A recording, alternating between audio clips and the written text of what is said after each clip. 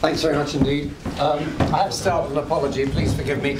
I have to do this and then rush because Susie and I have been away for a week with the British delegation to the Council of Europe, which is not the European Union.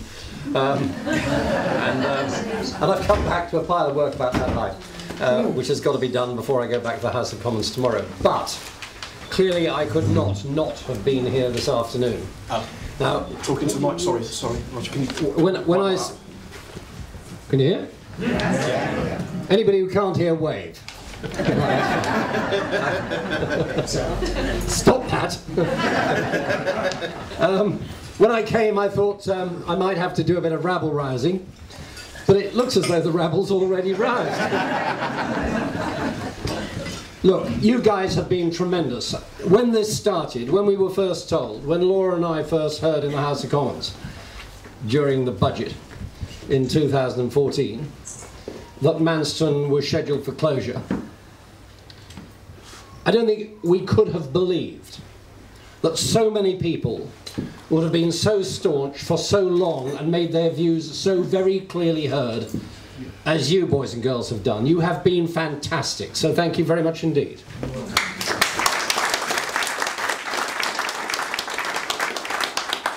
You know and I know that basically there has been one show in town that has been with this from the very beginning of the opportunity, and that show is River Oak. Now I know I've been called the Member of Parliament for River Oak, and I actually regard that as a badge of honour in this context.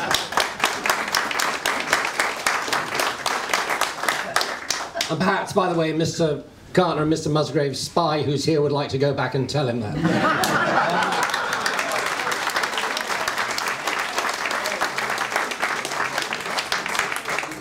On my way here this afternoon, I drove past a place called Manston Airport.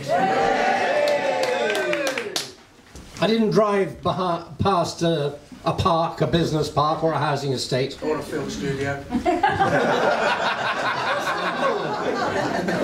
Well, the film studio really is fantasy, but the airport is there, and I still believe that with a fair wind, we can have wheels on tarmac by about or very slightly later this time next year. I know I said that a year ago, and at that time that was possible, and would have been possible if the council had gone for the compulsory purchase order. But they chose not to. That is their decision. It was a wrong decision, it was a bad decision, but it's their decision. Where we are now will be explained to you by Tony Freudman, and I'm not going to steal any of that thunder, because to a very large extent it is their show. It's complex, it's detailed, it's going to be hard work, but we will get there. And apart from thanking once again the people behind me, and it's great to have these kinds of friends behind you as well as those kinds of friends in front of me. But apart from saying that, just in case anybody is in any doubt that the money isn't there, or whether the money is there or not, which of course is the kite that's been flown over and over again, I will say this, and Tony will expand on it as much or as little as he likes, and I'm afraid we're going to have to keep you guessing. But a fortnight ago, I went to a meeting in the City of London with River Oak, with Craig McKinley, who is also foursquare behind this, with a massive potential investor.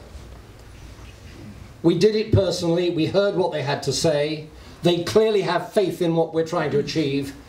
When we get to where we need with the order that will be required to buy the airport, I believe that the backing will be there in spades.